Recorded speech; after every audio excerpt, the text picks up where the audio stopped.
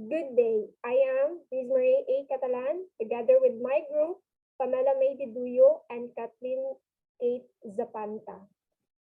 As part of the society, we are the foundation of why education was made possible.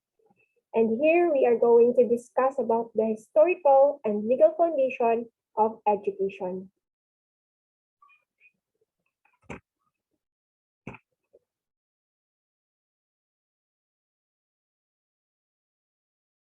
According to John Dewey, when the school introduces and trains each child of society into membership within such a little community, saturating him with the spirit of service and providing him with instruments of effective self-direction, we shall have the deepest and best guarantee of a larger society which is worthy, lovely, and harmonious.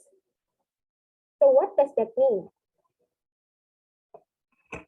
So what Dewey emphasizes is the process of socialization, in which according to Brinker of 1989, socialization is the process of learning the roles, statuses, and values necessary for participation in social institutions. As years pass by, socialization never stops, and that is what we call lifelong process. Whereas we get old, we learn to anticipate the roles proper to the society's needs.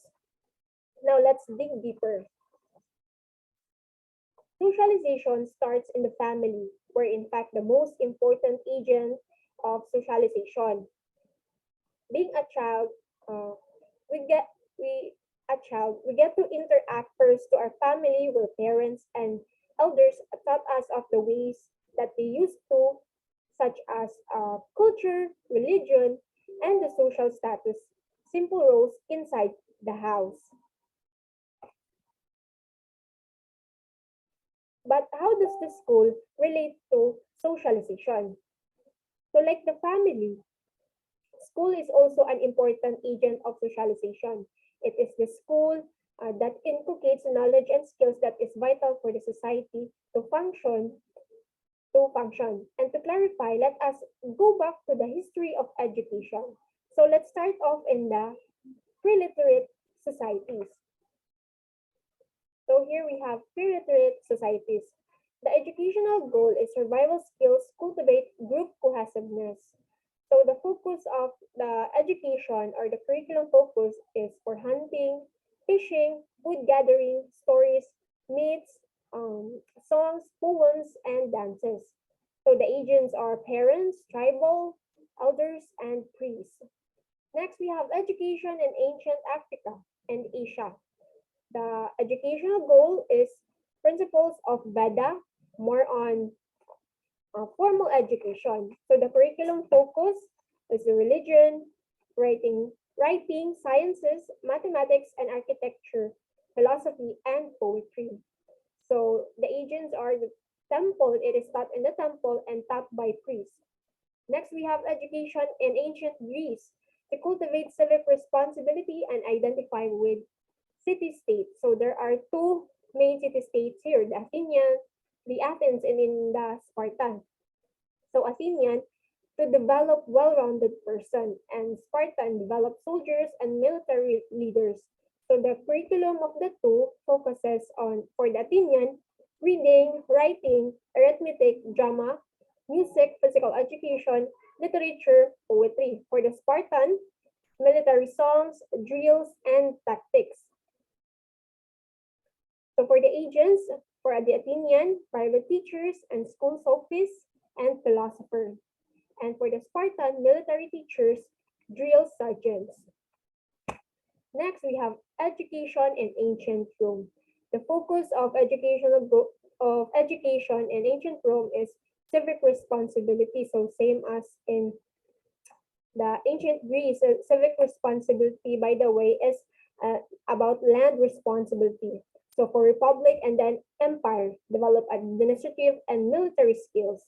The curriculum focus, reading, writing, laws of 12 tables, law and then philosophy. So laws of 12 tables, um, it's it's a bronze tablet that where laws were inculcated. So the agents of private schools, teachers schools of rhetoric or schools of the past or history. Next, we have the ancient Jewish education. The goal here is to respect for the printed word. The curriculum focus was about religious beliefs, law, ethical practices, and vocational skills. The agents are rabbis or teachers, and then Bible and Talmud, which is referred to the printed word. Next, we have the medieval education, religious commitment, knowledge, and ritual to reestablish social order to prepare persons for appropriate roles. The curriculum focus reading, writing, arithmetic, liberal arts, philosophy, theology, crafts, military tactics, and chivalry.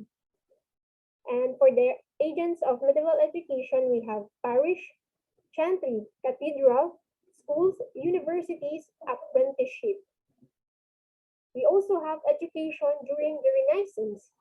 So the focus of or the goal of education here is to cultivate a humanist who was expert in the classics, Greek and Latin to prepare courtiers for service to dynastic leaders.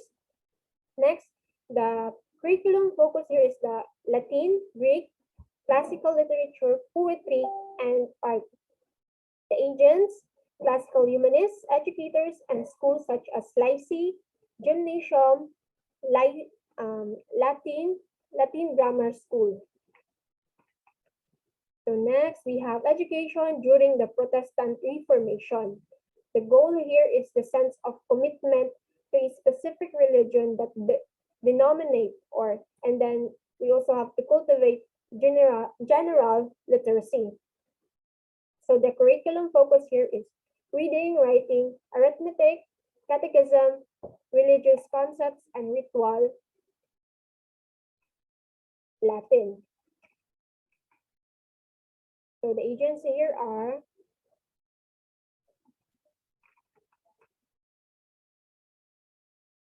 vernacular elementary schools for the masses, and then classical schools for the upper class. So the educational theory in the 17th century is the educational goal here is more on innovation. The curriculum is Latin and vernacular. The agents are philosophers, bishops, and educators.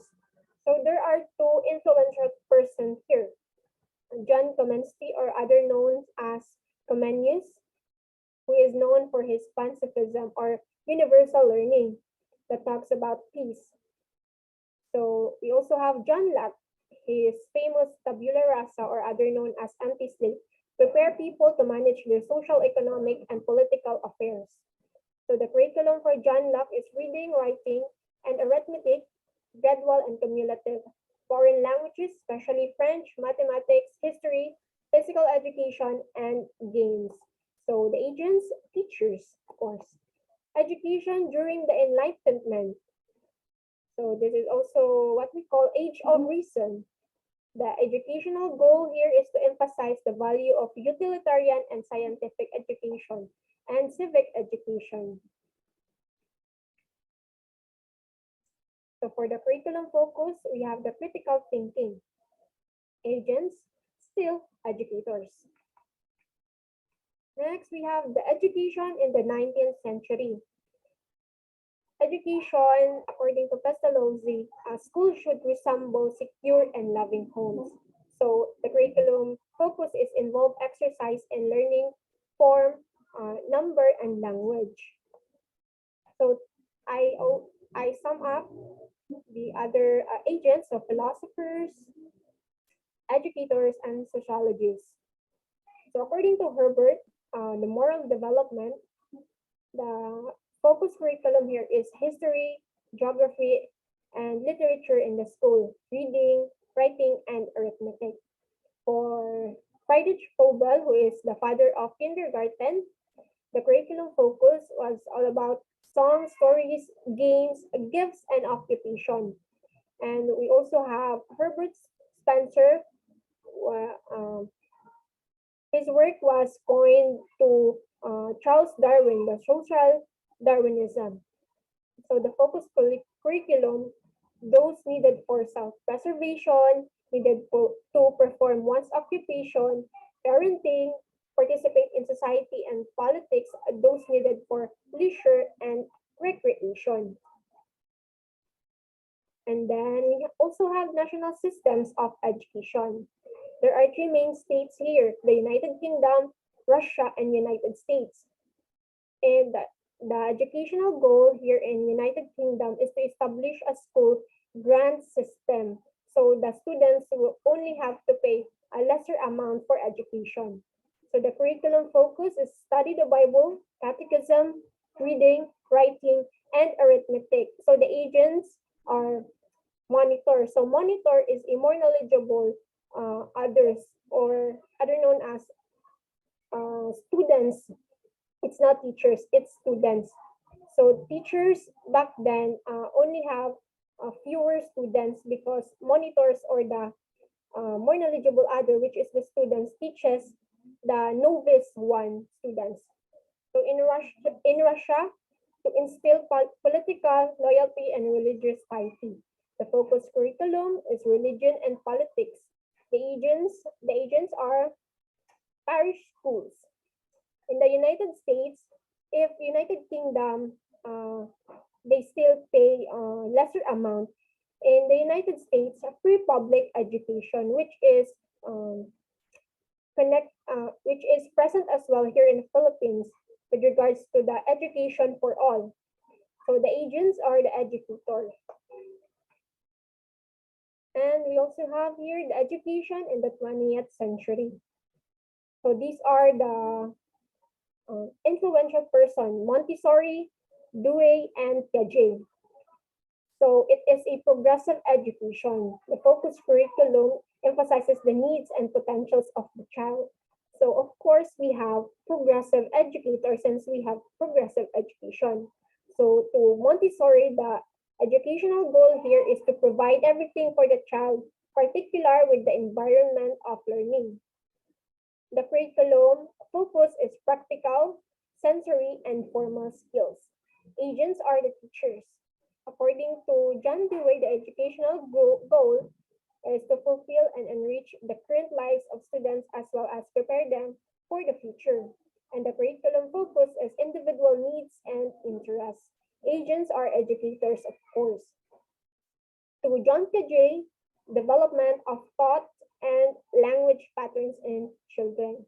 So the focus curriculum is conceptions of number, space, logic, geometry, physical reality, and moral judgment. And still, the agents are educators. What I presented is the schools as agent of socialization because of specific skills inculcated from generation to generation, where we can also trace the education before and on how we come up with a present education. So the next topic will be discussed by Captain H. Zapanta and to be followed by Pamela Metiduyo about the legal foundations of education.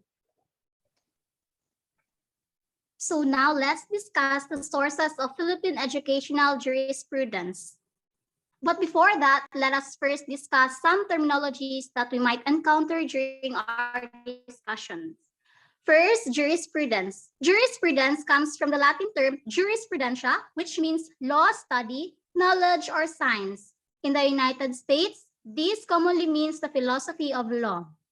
Constitution, on the other hand, is the basic principles and laws of a nation, state, or social group that determine the powers and duties of the government and guarantees certain rights to the people in it.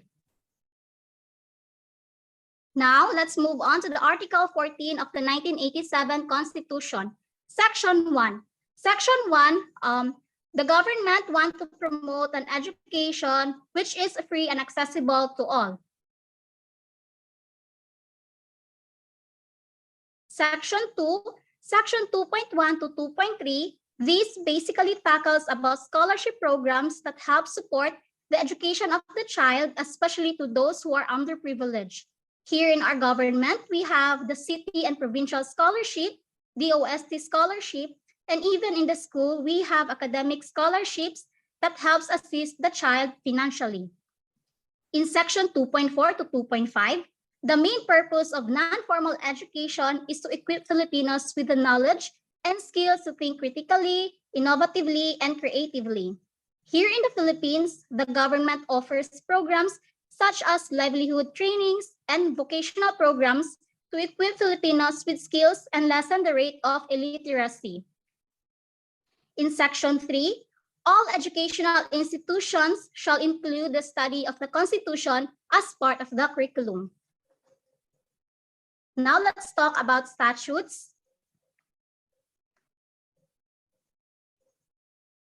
Statutes is a law that has been formally approved and written down. When a law is on or reaches the statute book, it has been formally approved and written down and can be used in a law court. This refers to the Batas Pambansa Bilang 232, also known as the Education Act of 1982. This is an act providing for the establishment and maintenance of an integrated system of education. In accordance with Section 2, this act shall apply to and govern both formal and non-formal system in public and private schools in all levels of the entire educational system. This act tackles and includes all the special rights and privileges of teaching or academic staffs, rights of all school personnel, and teachers' obligation. Case law and jurisprudence. This pertains to law that came straight from court decisions. It is consisting particularly of judicial interpretations of the Constitution, a statute, or the common law. It also includes Supreme Court and lower court decisions. Before we proceed, let us first know the difference between case law and jurisprudence. Jurisprudence is the body of case law on a particular topic. On the other hand, the case is a decision rendered by a judge or justice of the peace after hearing all the sides to a dispute. Example was the Garcia versus Loyola School of Theology on November 28, 1975, with Eficaris T. Garcia, the petitioner, versus the Faculty Administration Committee, Loyola School of Theology, which was represented by Father Antonio Bilambino as the respondent. Regulatory law. Regulatory law deals with procedures established by federal, state, and local administrative agencies, as opposed to laws created by the legislative, statutory law, or by court decisions, case law. Educational law encompasses laws and regulations governing school systems and students' rights movements. It deals with laws and regulations that govern federal and state schools, school board and ad school systems, as well as protecting students' rights.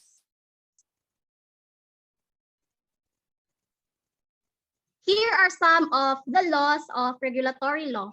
First is the Republic Act 7836, otherwise known as the Philippine Professionalization Act of 1994. This is an act to strengthen the regulation and supervision of the practice of teaching in the Philippines and prescribing a licensure examination for teachers and for other purposes. Republic Act number 9293, this is an act amending certain sections of RA number 7836, otherwise known as the Philippine Teachers Professionalization Act of 1994. And lastly, the Republic Act 4670, otherwise known as the Magna Carta for Public School Teachers. This act was envisioned to provide programs for the promotion and improvement of the well-being and economic status of public school teachers. Next is the ordinance. Ordinance is a local law of municipal corporation duly enacted by the proper authorities prescribing general, uniform, and permanent rules of conduct relating to the corporate powers of the municipality. Examples of ordinance is the suspension of classes when there's a natural calamity such as typhoon and floods, and also implementing an ordinance to help DepEd or CHED to assert community for quality education.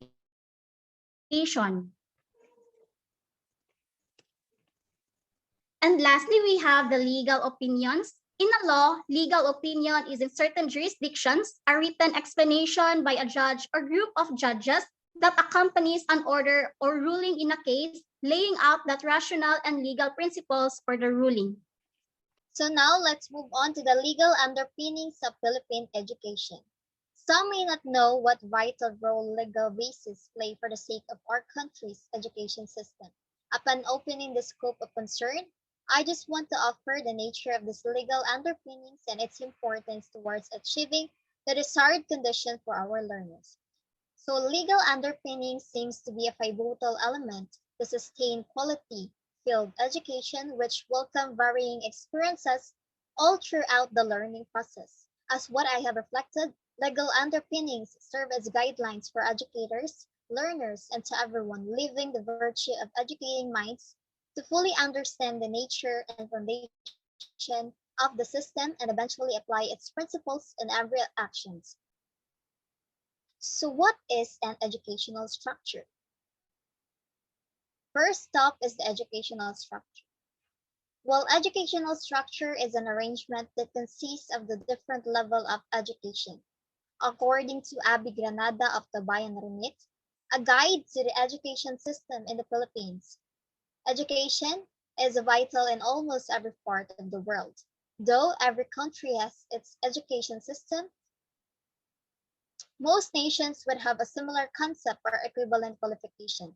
In the Philippines, a 13-year education is mandatory by law, comprising of kindergarten level up to grade 12 level or the so-called K-12 program, and have a choice whether to pursue higher education or not. The educational structure of the Philippines started during the 27th of February year 1945 when the Department of Instruction was made part of the Department of the Public Instruction in 1947. It was by the virtue of Executive Order Number 94 which made this transition towards becoming the Department of Education. At that time, the regulation and supervision of public and private schools was done by the Bureau of Public and Private, which also later on became the Ministry of Education and Culture in 1972 by virtue of Proclamation 1081. Also in 1987, it became the Ministry of Education and Culture by virtue of Presidential Decree number 3097 and was created by the Education Act of 1982. Later on, it has become the Department of Education, Culture, and Sports in 1987 by virtue of Executive Order number 117. So on the other hand, Commission on Higher Education or the CHED and TESDA were established to supervise tertiary education, both degree and non-degree program. After passing the RA 7722 and RA 7796, these two agencies were being created. Educational policies. These policies are useful with the intention of helping schools teach students effectively, fairly, and safely. Also, as what is embedded on a website entitled Save You a Spot, these policies are beneficial to maintain good cooperating procedures for school to sustain standards for both learning and teaching. First, we have the Child Friendly School System or the CFSS, which is made possible with the partnership of DepEd and UNICEF, which ensures the pure benefits that the children deserve, including health benefits, safety, awareness to their rights, and advocating for the fact that they matter. I see this policy as a very functional tool for it allows the children to feel assurance and valued enough with their respective needs. Next, we have the Every Child Reader Program or the ECARP, which is an 8-week curriculum program which aims to develop the reading skills of students from grade 1 to 3. Through the home to school transition and readiness experience, with the importance of the basic skills of reading, it would be efficient to hone young learners to develop prowess in reading and appreciating contexts that have something to do with their studies. The Brigada Escuela, which started on May 2003, that encourages to develop bayanihan among volunteers, including parents and other stakeholders within the community, to ensure a good learning environment prepared for the opening of classes, with its main goal of providing conducive learning spaces for students. It is also proves that in order for learning to prosper, it also needs a collective effort to do such thing. Next is the ADAPT School, which is in accordance to RA 8525, enacted in 1988 with the purpose of providing venue for the strong and dynamic private sector to participate in order to create a nation building for the benefits of learning our country's children. We also have the ELS, or the Alternative Learning System, initiated by DepEd, which is a ladderized modular non-formal education program which benefits those who cannot afford schooling and follows with their available schedules. This program also target the following: elementary and secondary dropouts, youth and adults, although in school but over age for grade 6 and 4th year, unemployed or underemployed OSYs adult, industry-based workers, housewives, maids, factory workers, drivers, members of cultural minorities or the so-called indigenous people, persons with disabilities, and inmates, rebel or soldier integrists. This program does not only offers continued access to education, but it also shines a light of hope that age does not matter when learning. At this juncture, we will be diving into the aspect of curriculum and instruction. We might want to determine the difference between the two. However, whether we discover their respective characteristics and objectives, they are still entwined to provide quality education for all. A curriculum is the academic material that is being taught through the act of instruction, typically involving a teacher presenting material to a group of students. To start at this aspect, allow me to present the different curriculum and instruction that are beneficial to the importance of having quality education. So we have here the National Elementary School Curriculum, 1983 up to 2002. By the aid of the series of exploration and discussion from different personnel, they have come up with a strategic plan to ensure efficient learning for elementary levels. This include the competencies such as minimum learning competencies. Through this method, they are ensuring the capabilities of children upon excelling with the required competencies. So next up is the new secondary education curriculum, or the NSEC, from 1991 up to 2002. So this curriculum was implemented by the Bureau of Secondary Education to guarantee efficient education for such first to fourth year levels. Employing the values education, Araling Panlipunan, Filipino, Science and Technology, English, Physical Education, Health and Music, Mathematics and Technology, and Home Economics. Furthermore, the creation of NESC and NSEC was started during the incumbency of Secretary Andrew Gonzalez from 1998 up to 2001. Moving on is the revised basic curriculum from 2002 up to 2010. With the basic goals of elementary and secondary serve as the official learning goals, it is expected to give the students the best education, such as the elementary and secondary learners. To follow is the legal basis for these objectives to be achieved. The Education Act of 1982, also known as the Batas Pambansa Bilang 232, which provides the general objectives of both education and secondary as well as the non-formal education.